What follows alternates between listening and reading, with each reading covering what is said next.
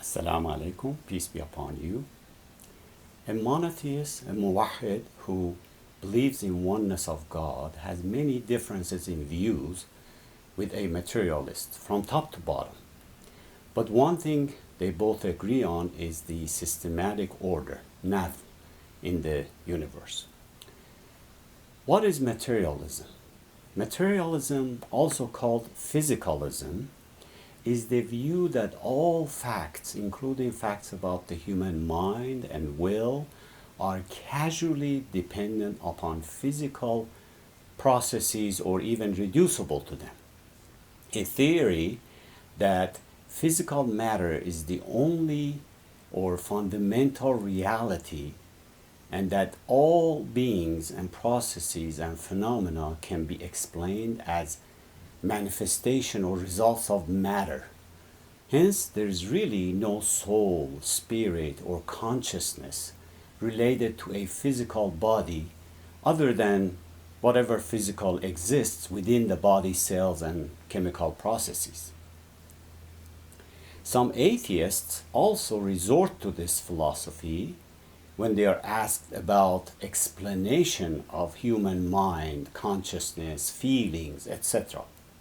Today, we want to discuss two related fundamental differences in views between the monotheist and the materialist, or monotheism and materialism. The first one is that we, the monotheists, believe in tadbir, or divine plan, direction, or design, but materialists don't. The Quran says, وَمَنْ يُدَبِّرُ الْأَمْرِ, who arranges every matter, who directs all affairs. Tadbir means being fully aware of all things and directing things and affairs and providing sustenance. For example, the fact once the mother delivers her baby, starts lactation and nursing is a tadbir. The fact baby grows teeth gradually because his or her stomach is not ready to process solid food is a tadbir. Hence, till then only takes liquids like milk. You look at the animal world and there are numerous things you see they do based on design, direction, or tadbir. That is why the Quran asks, وَمَنْ يُدَبِّرُ الْأَمْرِ, who arranges every matter, who directs all affairs. Materialists here have no convincing answer. That is why when one debates the materialists, one must insist on this point. And when we talk about tadbir, it is not about one or two or three instances. It is in everything and every place around the world, all creatures, plants, etc., all of which point toward a plan, design, direction, and aim. Imagine someone throws a bunch of coins up in the air, one by one, and asks you to aim and hit each with a bullet. You might hit the target, the first coin, perhaps the second coin, or even the third coin, and be called lucky. But if you hit 10 out of 10, you're no longer called lucky. You are then called expert sharpshooter, who shoots with correct aim, knowledge, and the forethought. And the Quran also presents this topic as one of the most noteworthy, as it says, وَفِي خَلْقِكُمْ وَمَا يَبُثُّ مِنْ دَابَّةٍ آيَاتٌ لِقَوْمٍ يُوقِنُونَ, and in your creation and what he scatters of moving creatures are signs for people who are certain in faith. Those who want to be certain should go and ponder on the creation of man, animals, and the universe. Getting into philosophical debates might somehow convince the mind, but will not ascertain or satisfy the heart. That is why many philosophers, as they reach their end, their life sunset, have said, I know that I never knew, never found out, or I know that I don't know. However, the fact is, these observations, these plans, directions, and aims are all ayatun liqawmin yuqanun, signs for people who are certain in faith, but also for those who may be uncertain but willing to reflect on these signs so that they eventually become certain about the tadbir and precise plan and the one who directs or supervises all affairs. They should know tadbir is related to knowledge and to awareness, not to unawareness, unconsciousness, or randomness. Beyond tadbir, another point of contention between the monotheist and the materialist is about the topic of mankind. The materialists, as defined earlier, think man's consciousness lies within man's physical body and has a chemical or material makeup, as they don't want to think about anything beyond physical material, whereas the monotheist thinks otherwise. As the Quran says, فَإِذَا سَوَّيْتُهُ وَنَفَخْتُ فِيهِ مِنْ رُوحِي, when I have fashioned him in due proportion and breathed into him of my spirit. سَوَّيْتُهُ means completion of all members and portions of the physical body, then it is ready to receive something of his spirit in order to come alive and become conscious. Conscious of what?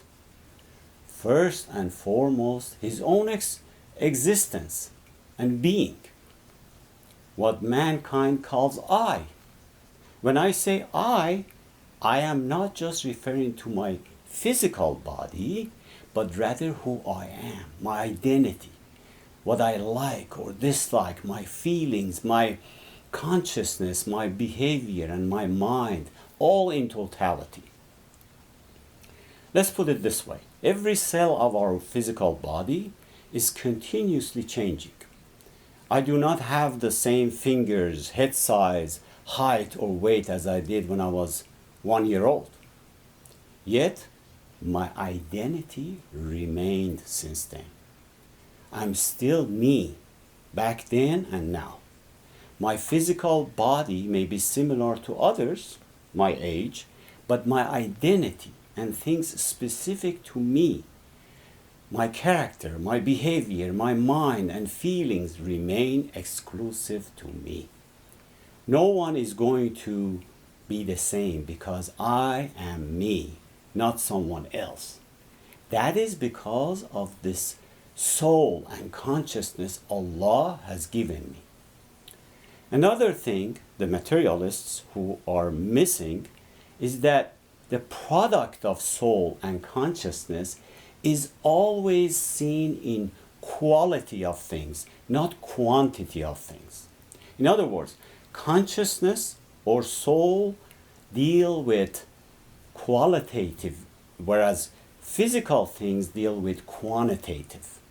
Physical material is measured in quantities, that is divisible, can be multiplied, added, subtracted in weight, length, width, and depth.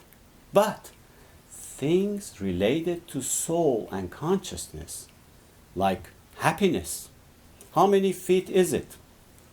How much does it weigh? Is it divisible? No. These all have to do with the quality or condition of inner being, soul or consciousness. If you step on a most accurate scale in the world and weigh yourself, then start to think about Mount Everest, for example, as to how big it is and how much it weighs. It does not add to your body weight being read on the scale. Not even an atom's weight. There is no gravitational effect on things related to mind, soul, and consciousness. When you love someone, can you divide it or weigh it in a known quantity? How many feet is your friendship? Therefore, when we see there are things that are not measured in physical quantities, that in itself should lead us to another form of life that is beyond our physical body. Materialists have not paid attention to this fact, and the reason is they assume when the physical body is fully developed, what we call effects of soul and the consciousness is the result of that physical completion, and it's due to body's material and chemical makeup. In reality, they have not realized the actual reason. Plus, they have no regard to things that are hidden. A simple example: what causes a match to light up and stay lit up? A person who only sees what's on the surface or what appears might say, well, it is the friction and what is on the tip of the match causes the ignition. However, there is one ingredient that is hidden, which he has not considered. You need 3 ingredients for a fire: fuel, heat, and oxygen. Friction and phosphorus on the tip of the match have provided the starting heat, and now the match needs fuel and oxygen to continue to burn. The fuel and oxidizer in a match head would cause the tip to burn, but not for long because of lack of oxygen. That is why you cannot light up a candle on the moon. The hidden ingredient here is the oxygen, which a person who only sees what is apparent may miss due to the fact it is hidden. That is how a materialist looks at mankind's mind, consciousness, and what we ultimately call ruh, soul, because it is hidden. The concept of ruh, soul, or consciousness is something they cannot comprehend. What energizes and sparks life to a body after its physical completion is the soul or the ruh. فَإِذَا سَوَّيْتُهُ وَنَفَخْتُ فِيهِ مِنْ رُوحِي. When I fashioned him in due proportion and breathed into him of my spirit. Same thing in death. One who pulls the trigger of a gun thinks he finished the other person. No, that is the precursor to death. The actual death occurs when the ruh, soul, separates from the person's body permanently. But then, of course, a materialist does not even accept or recognize ruh. The Quran talks about the reality of death. Allahu yatawaffa al-anfus hina mawtaha.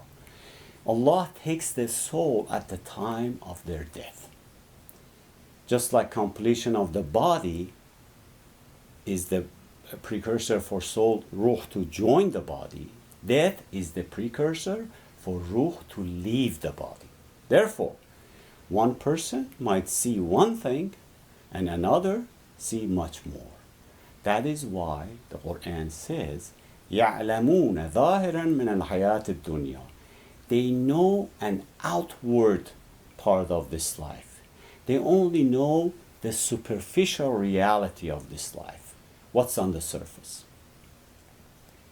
The Quran analyzed this in such subtlety 14 centuries ago. Of course, in the human level of understanding. So now, just like the man's physical body reaches its peak of perfection or completion, his ruh, soul, also can reach its peak of perfection or kamal. In fact, That is the purpose of his creation, to reach the Kamal God intended for him or her. If someone asks you, what is your purpose on this life on earth? You answer with this question. When you plant a seed in the soil, what is your intention and aim?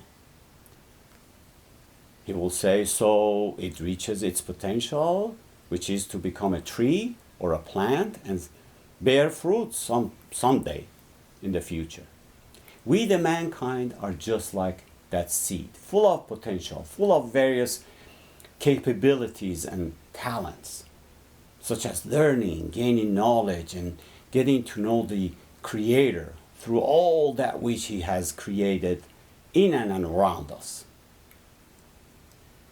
Once we do that, then we put all of them into action. All these potentials are within us. No need to go outside, of course. But one way to reach the Kamal is through proper worship of the Creator, both in form of rituals and non-rituals. وَمَا خَلَقْتُ الْجِنَّ وَالْإِنسَ إِلَّا لِيَعْبُدُونِ. I did not create the man and the jinn except to worship me. And of course, the concept of worship in Islam is extended to beyond the rituals in Muslims' acts of worship, rather a way of life. But the rituals like prayers, fasting, and also taqwa, righteousness, are supposed to help the believer, the Muslim, get closer to the Creator, and a mean to reach his Kamal. يا أيها الناس اعبدوا ربكم الذي خلقكم والذين من قبلكم لعلكم تتقون. O mankind, worship your Lord who has created you and those before you so that you be righteous, God conscious. Now, what happens when we get there? Meaning, what happens when we reach the righteousness, the Kamal, perfection God intended for us?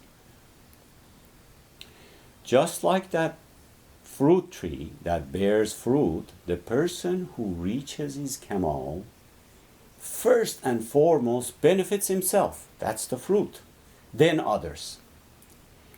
The man who reaches his Kamal will serve God by being a source of benefit to himself and others, all in this life. And then, of course, he will see the effects of all his actions, or shall we say, the direct reflection of his servitude in the next life.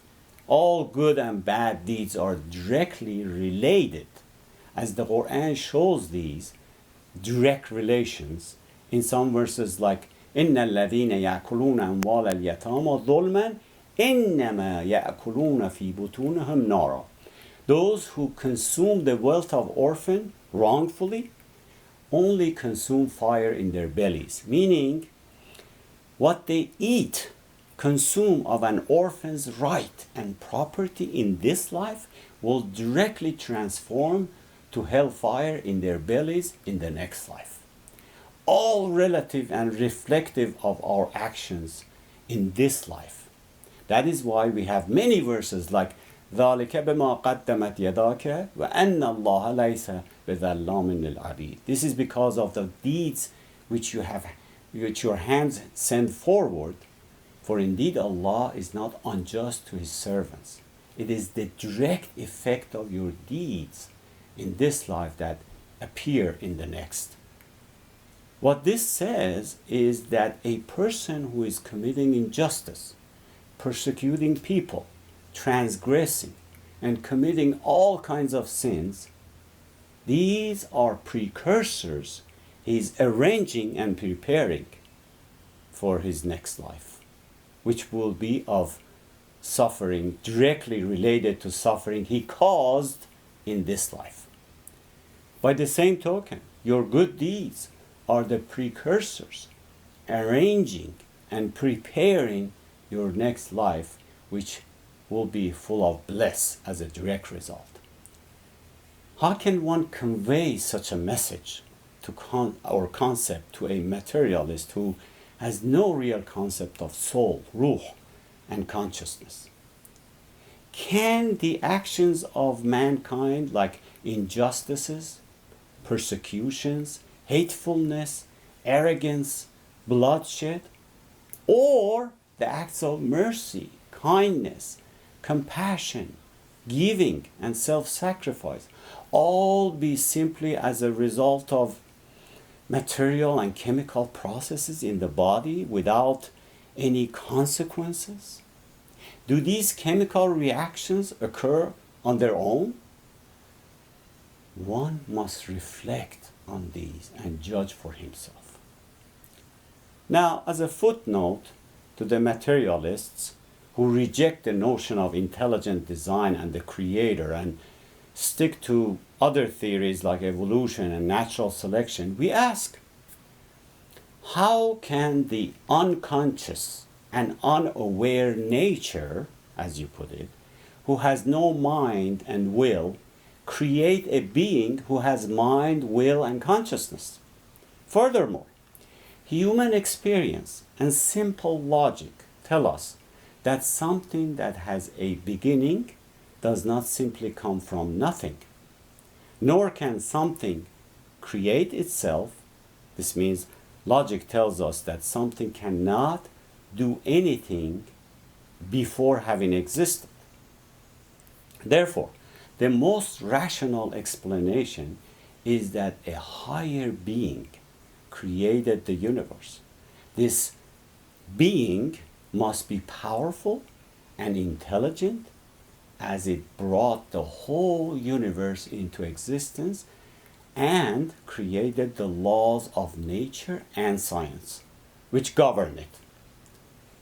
We can also reason that this being is timeless and spaceless because time, space, and matter began at the creation of the universe. All these attributes make up the basic concept of God, the creator of the universe. This is in perfect agreement with modern science, which has concluded that universe is finite and has a beginning. The atheists say, yes, but using that same logic and having a belief in God means you have to come up with an explanation for who or what created God. It becomes a circular argument. We say there is no circular argument when it comes to God and creation. When we say God, the creator, by definition, he is the creator and cannot be the creator and the creation at the same time. In other words, the creator is different to his creation. If he was the same as creation, he would also need a creator, leading to infinite number of creators, which is impossible. God, the creator, is beyond time and physical matter of the universe, not in it or part of it. God has always existed and has no beginning or end. Therefore, the question of who created God is irrational. This is one of the main arguments against Trinity, which was invented 2 centuries after Christ. So, there are 3 possible explanations for the beginning of the universe as follows. Number 1, the universe came from nothing.